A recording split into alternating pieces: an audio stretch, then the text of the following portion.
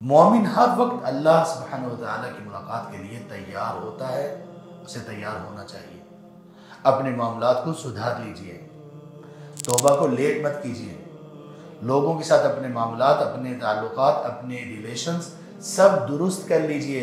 ऐसा ना हो कि मोहलत ना मिले, ऐसा ना हो कि वक्त ना मिले।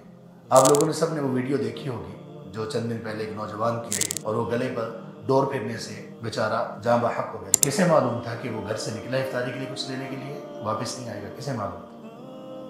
अल्लाह, क्या चीज़ उसकी मौत का बहाना बनी। और बाकी तमाम चीज़ें भी 2005 में 8 बजे से पहले किसको मालूम था कि ज़मीन में थोड़ा सा झटका आएगा और सैकड़ों लोग फ़ौरन अल्लाह को प्यारे हो जाएंगे और कई देहात सफ़े हस्ती से मिट जाएंगे। किसको मालूम था? मालूम था किसे?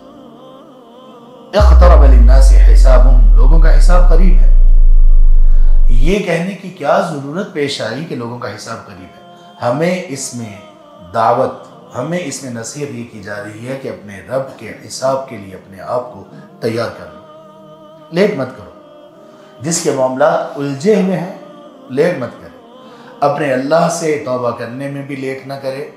और अगर किसी इंसानों में से किसी के साथ कोई जुल्म ज़्यादती का मामला कर लिया है तो उनसे अपने मामले को क्लियर करवाने में, पूरी तरह से क्लियर करवाने में लेट ना करो। मुमकिन है कि फिर वो ना मिले।